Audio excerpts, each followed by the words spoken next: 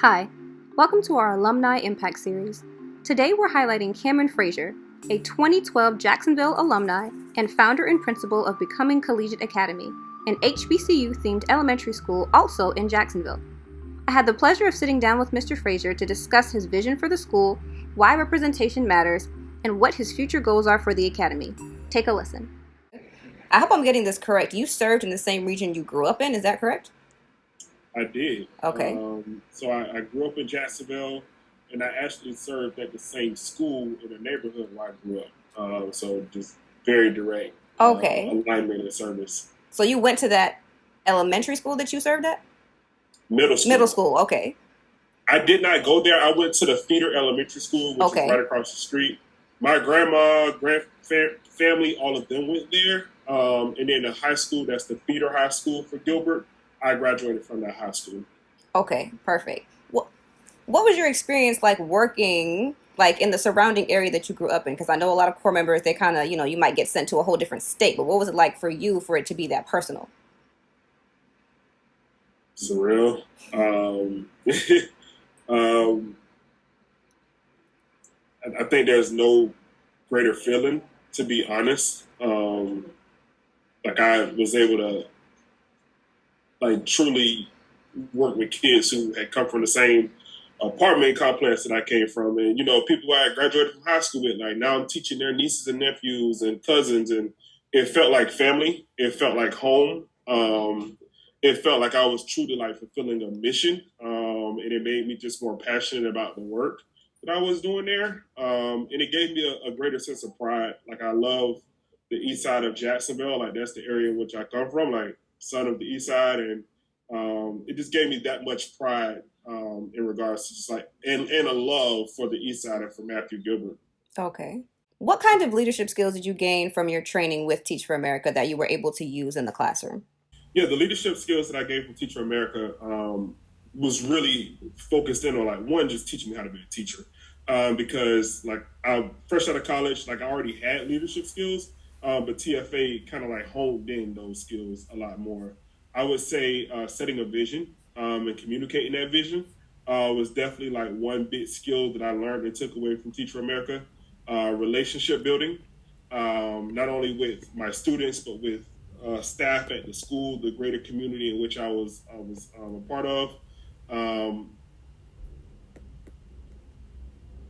Working with others, shaping our mindsets, like all of those things, like really helped me become the teacher that my kids needed me to be. What was your inspiration for specifically creating an HBCU themed elementary school? Yeah, I have two. One, like I've always just wanted to create, like I'm in education, I always wanted to create spaces for kids to belong, right?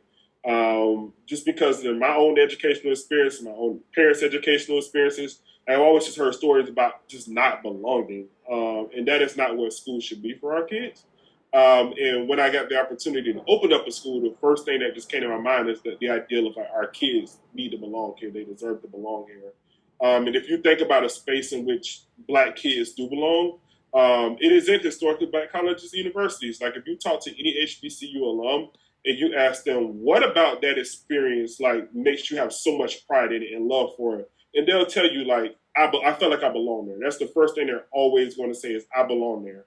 And our kids don't always belong in the schools in which they attend. So, and thinking about becoming Collegiate Academy, I wanted to, one, create a space where every kid belong, and why not model it after those who are doing it well with historically Black colleges and universities?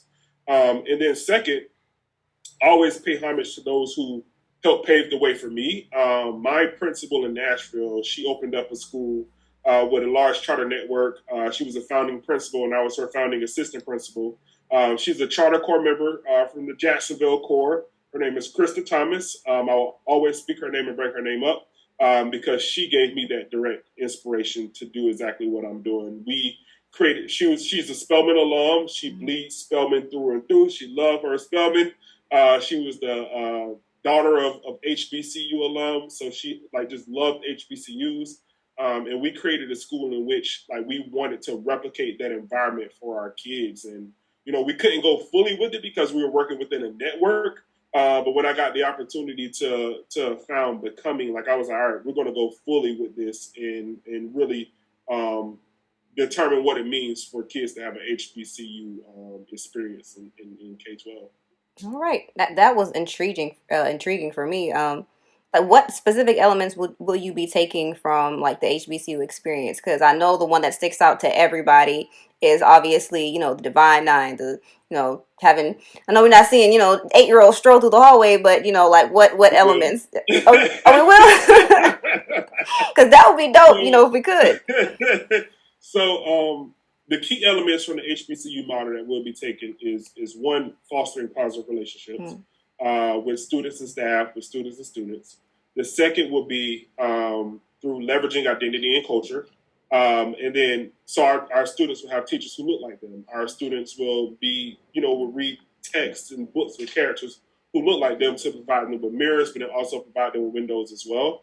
And then the last piece is high expectations. Like every HBCU you think about, there's always high expectations. Nobody black opened up a school without holding the bar high Hmm. for their own. So we are holding the bar high because we know our kids can reach it, and we are preparing all of our kids for college. So those are like the pieces that you'll see, but then you'll also see sprinkled in of different HBCU components. There'll be um, like we have band as an elective. Like I want an HBCU band. I want it sounding like a band. Our Hmm. kids in kindergarten, I want them playing the instruments and feeling that part of the culture.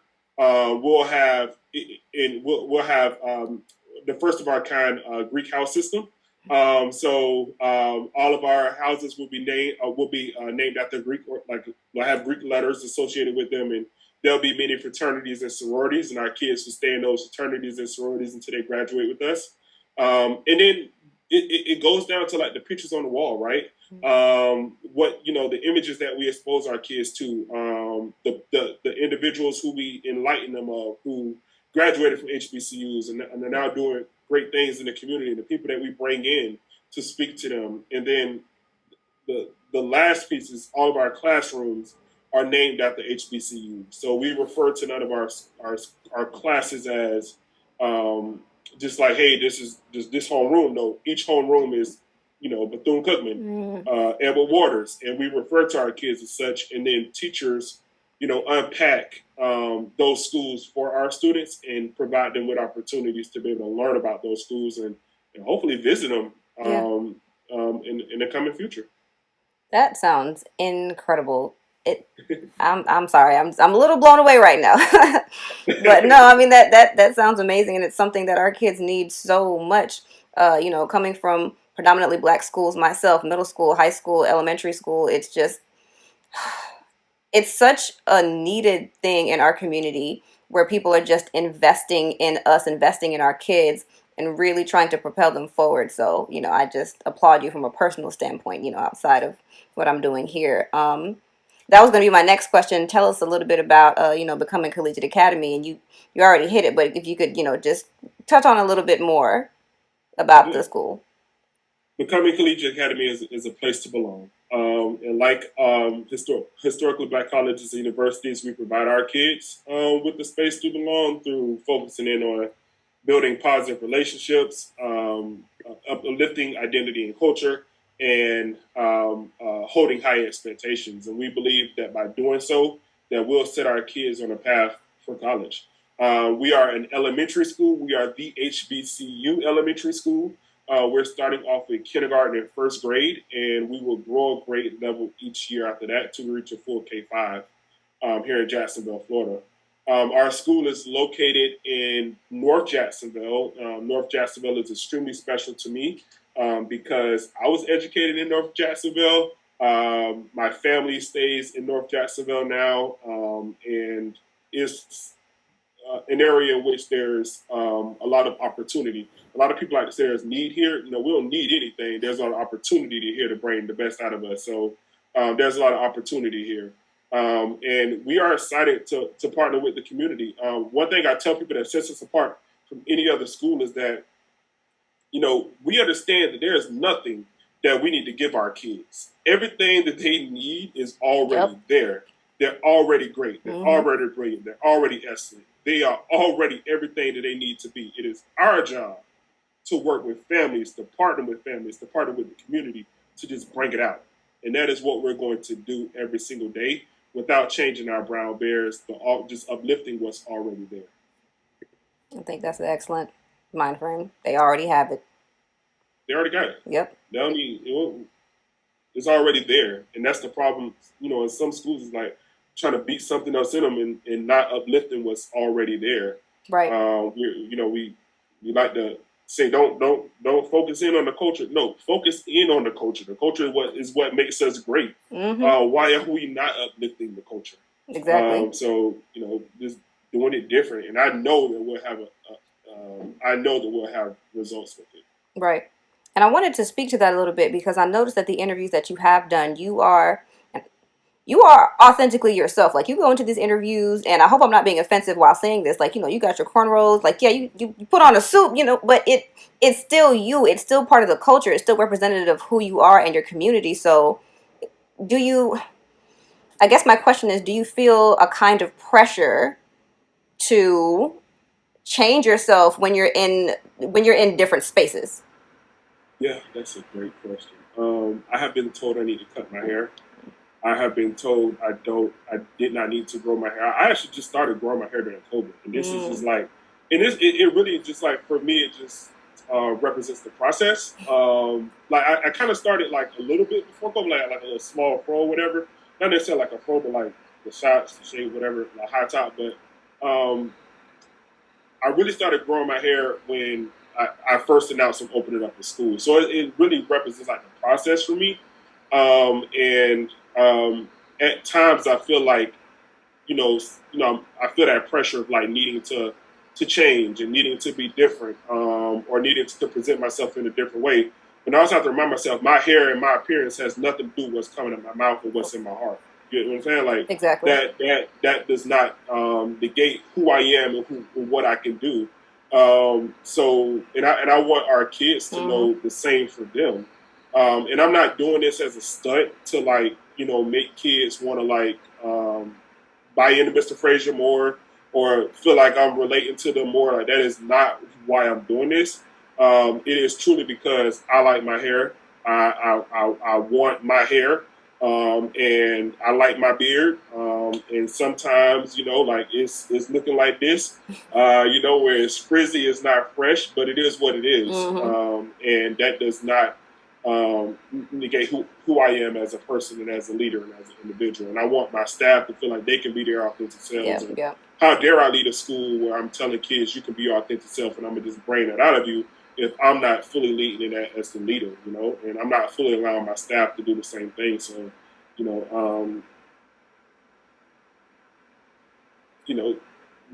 when you're leading, sometimes you have to like, this process has truly helped me find who I am as an individual. And, I think I've done more growing as a person in this process, and thinking about like what school means and all that. Just like I've done a lot of reflecting, and like you get what you get, and if you don't like it, you can,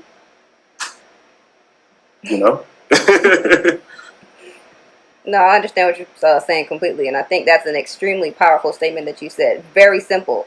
I like my hair. I like my beard. I like the way that I look authentically when I wake up in the morning. There's nothing that needs to be done here. It exactly like you said before. They already have it. It doesn't need to be changed. And I think that's, obviously you've been extremely successful in your own teaching career. So I think, the kids are going to tap into that, no matter what you look like. If you come in being yourself, which obviously that's what you do.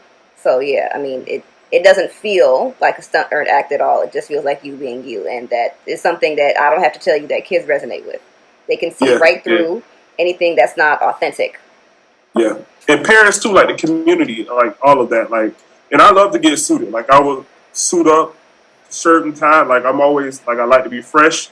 But at the same time, like, I am being me. I think, people, as many people has told me I need to change my appearance, I've had just as many people tell me that, they love the fact that I lead authentically with who I am. Right. And I want to go back to another statement that you made. And you just said it. I'm trying to remember exactly what it was. Something about holding up mirrors and opening windows, I believe. Explain that a little bit. Yeah. Holding up mirrors means like you can see like yourself in a positive light, right? Like, I see myself reflecting in what I'm learning, and not always, especially here in Jacksonville, I can speak just from my own experience, like not always having like black teachers, black male teachers, black female teachers, like not always having people who look like me, showing like being able to educate me, and like in showing kids that like, yo, like we can educate our kids right at a high level. We can provide them with a high quality education. We can set the bar high. We can give them everything that they need. And it also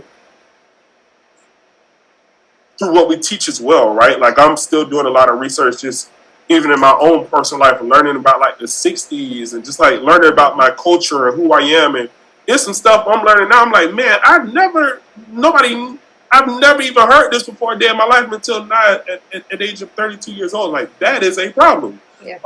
Like our kids miss out on so much, and a lot of them are not invested in school because they don't see themselves reflected in what they're learning. So it's important for our kids to see mirrors, but it's also very important for them to see windows as well, because the world is just bigger than our community. We all have to work together. That's what part of being an American is right? Is working together, being unified, and learning about others. So I want our kids to know about other cultures and other experiences, learn true American history, and understand what it means to be a part of this country and to love it. Like I want our kids to have a love for our country and a love for citizenship and being able to work with others and know that they can do whatever it is in this world that they put their minds to. And I have to show them windows so that they can see what they can become. That they can become Secretary of State, that they can become a nuclear scientist, that they can become, whatever it is, like a code, whatever, they can do it. But sometimes in our community, we kind of have those gates up where we can't see over it. And I want our kids to see over it and beyond it. They can go into space. They can be astronauts. They can do anything in this world. Like I dream big. And our kids are going to dream big every single day. And I want to be able to shape them to have a worldly view, not just a community-focused view. Right. I mean, if education doesn't work out for you, I think you might have a good career in politics, because that whole statement was very bipartisan. I think both sides of the aisle would like what you just said. So just throwing that out there.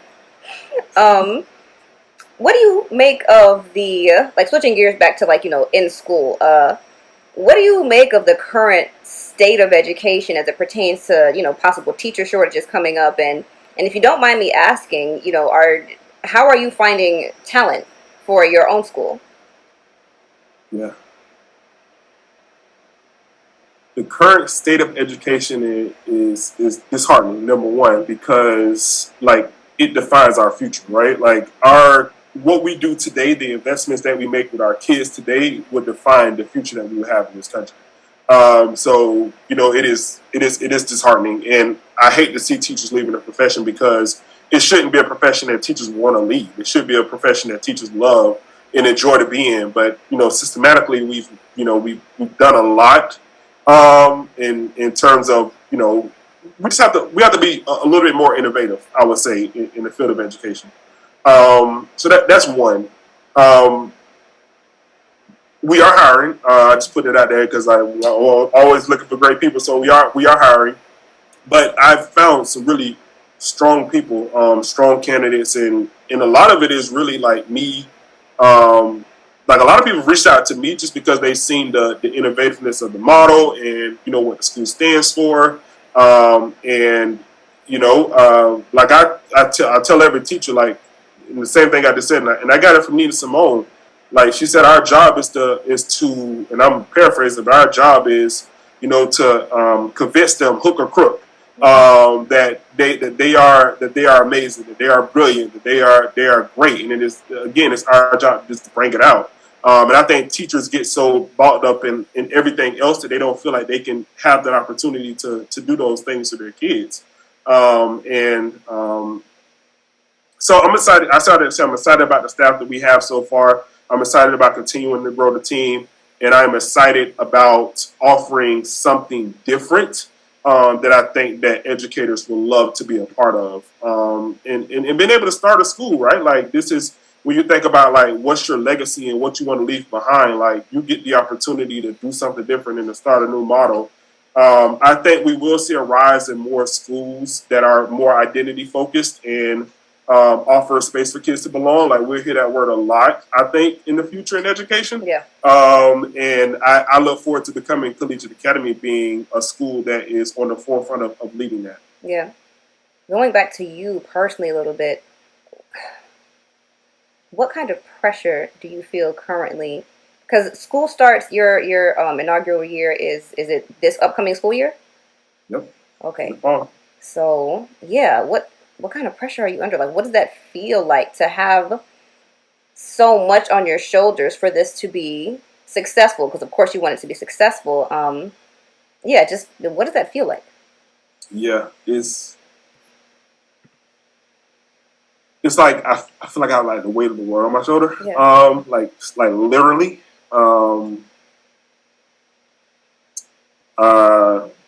and it's tough because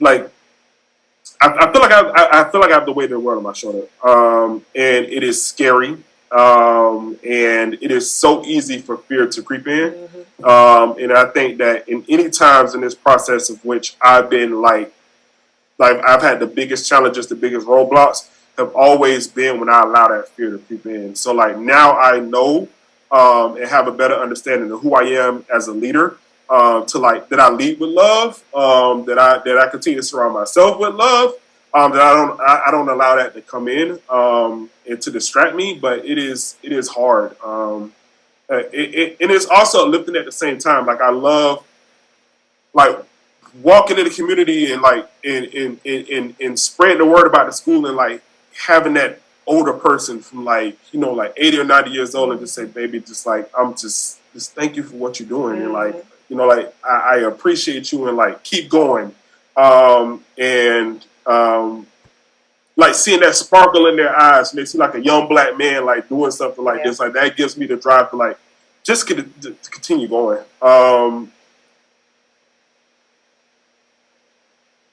My job is to provide hope, hope for my community, hope for the next generation, hope for our city, hope for our country, hope for our world. And in order for me to do so, like I just constantly have to feed myself with inspiration. And I gain that inspiration from, the families and the community members that I meet. I gain it from, the staff that we've brought in and I gain it from just like inspiration from others. So I say all that to say like it is tough. It is just the hardest thing I probably ever did in my life. And I think I'm very thankful for the vision. Like this did not come from me, it's working through me. Like I'm truly a vessel and I'm just so grateful for being chosen to lead it. And I have enough faith to know that no matter what, I have everything within me to get the job done and to do it the right way. So just like I feel like with our kids, there's nothing I need to give them. It's already there. There's nothing that needs to be given to me. It's already within me. I just got to bring it out. And I just, I'm grateful for the people that surround me. That helps me bring it out every single day. What advice would you give to current core members as they continue to shape their careers? And I mean, as they're shaping students' lives currently, like what kind of advice would you give to them moving forward, whether they're staying in education or branching out into different fields? I'll say this for everybody. Just like lead with love. Like there's so much going on in the world right now. And like the one thing that we need is love, right? Like, and I know that just sounds like so cliche, but it's so real. Like I always revert back to like Dr. King's tough mind and tender heart. And I like just like that tender heart piece is so important, especially when you're working with kids and whatever field you're in. Just like we all are struggling in this country. Like we all are struggling in the world, right? So just like lead with love, and especially when working with our kids. Sometimes like I remember even myself as a core member, like being trained and thinking like, yeah, I'm going back in my home community, but like, all right, I'm gonna give them this, and I'm gonna do this, and I'm gonna do this, and it's like, like you have so many expectations in what you want to do, but it's like take the time and take a step back and just listen and learn from those that you are impacting, and then figure out like how can I partner with you to make a difference. So I'll say just like lead with love and also give yourself love, right? Like Right. not only you can't give what you don't possess yourself, Mm-hmm. so give yourself love and then lead with love. All right. If you could change one thing about our education system, what would it be? More becoming collegiate academies. I'm just playing. If I could change one thing about our current system, what would it be? Equality. Like, there's no reason why, like me as a student who was educated on the north side, that I should have had a lesser educational experience than anybody else in this country. Like, every kid deserves a high quality education. Every kid deserves an education that values them, that sees them, that uplifts them, that provides them with unconditional love, but also pushes them. Like I'm a little nerd. Like there's a lot of things I learn, and there's a lot of skills that I'm even recognizing as an adult that I have that have never been like pulled out of me as a kid because they didn't see it in me. Right? Like nobody saw me. So I would say equality is just like that is a true issue, and I even in Jacksonville, like riding on different sides of town and going to schools on the south side and different sides of town, I'm like, there's no reason why this school should have this and this school has this. Like Right. there's no reason why. That is the civil rights issue of our time. Yep. And until we fix that, like no, we're not going to change, right? Like no, there's not going to be any true difference. And I think that frustrates a lot of teachers as well, and the reason why a lot of people are leaving the field just because of the inequalities. And we make it work, right? Like because that's our brilliance. That's us being great. But is it right? No. And it's been going on for far too long. It started, Brown v. the Board of Education. Like this goes back. But that should not be the case. And our kids should have so many more opportunities. They should know rowing.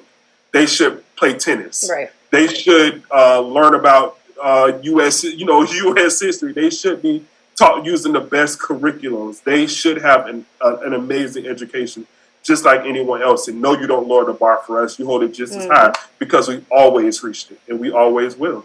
Yep. It's crazy to see the proximity to what could be. Because I taught in Pine Hills in Orange County, and 2-3 miles down the street is a COE. You start seeing $300,000, $400,000, $500,000 houses, and the stark difference between here and here is insane. So yeah, definitely agree with you on that one. Last question: reflecting on your own career and what is to become, very soon. What do you believe is your biggest accomplishment or your proudest moment, and why?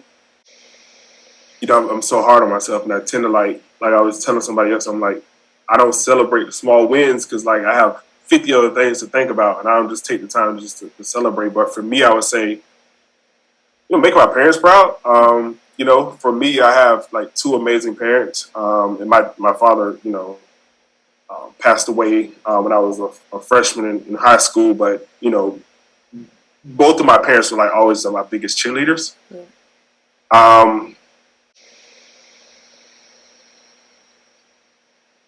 I think I'm doing something that they would have never dreamed their child to do. Yeah. And for me, making them proud is, that means the world to me because they both have sacrificed so much and believed in me so much. And it is their love that has gotten me to this place, right? Nobody else believed in me like my mom and daddy believed in me. Like they were always at every game. Like any certificate, like it could have been perfect attendance. Like you would have thought I had, been the president of the school. Like they always just truly believed in me. And for me, I find the greatest moments of joy and pride is when I'm able to lift their names and say thank you and show them that their hard work, it meant something. And they didn't have to do it, right? Like, there's a lot of parents out here that choose not to do it. Like, they didn't have to do it, but they put so much in me.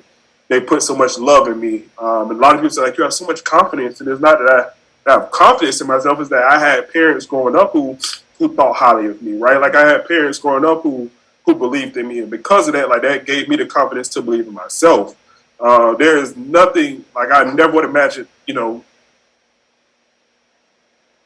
I say it all the time. Like, I'm a little black boy from the east side of Jacksonville. Like, I never in a million years would have thought that I would be opening up a school in the city I grew up in, in the community I grew up in. It is because of their love that I'm able to do this. So I always just pay homage to them, and being able to make them proud it makes me the most.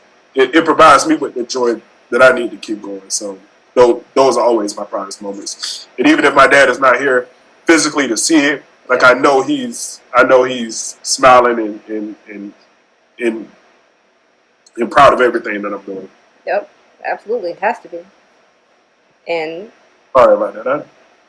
Even though you had phenomenal parents, hopefully, if you have students in your school that aren't quite as fortunate as you are, they have you, they have their teachers, they have their classmates, they have somebody around them because of the environment that you are fostering that make them feel the same way that your parents always make you feel. They will. I mean, yeah, that's. Like, I was not meaning to do that. Listen, I'm not judging you at all, not even a little bit. But I mean, that's really all I have. One, I want to thank you for your time. I know you're busy. One, you're creating a whole school, and two, everybody and their mother wants to talk to you. So I appreciate you taking the time out to speak with me. You said y'all hiring. Y'all hiring? We are. We are hiring. We're looking for teachers, and I also have a dean of lower school position that's out right now. Okay. But depending on how enrollment falls, I don't know if we fill that one yet. Just to be honest, but we are hiring for teachers for sure. So if you know anybody, if you're interested, let them know. And we'll continue to grow. Yeah. So continue to look out for us, because this is only the beginning. This is hopefully. And I was going to ask, would you be, or if it goes that way, would you be interested, I guess, maybe in franchising or kind of chaining the Become a Collegiate Academy, like a KIP or I forget the other one. Yeah, I get that all the time. Yes, we'll grow. But I tell people, I'm gonna grow on my time, not when they want me to. Yeah. We got to get it right first, the right curriculum, and just set up a solid foundation and codify everything before we grow it. That's important to me. I don't want to just start one thing and then grow it and not really give black kids what they deserve. But yeah. I do see us down the line having multiple schools. My dream, there's 108 HBCUs. I would love to have 108 Becoming Collegiate Academies across the country.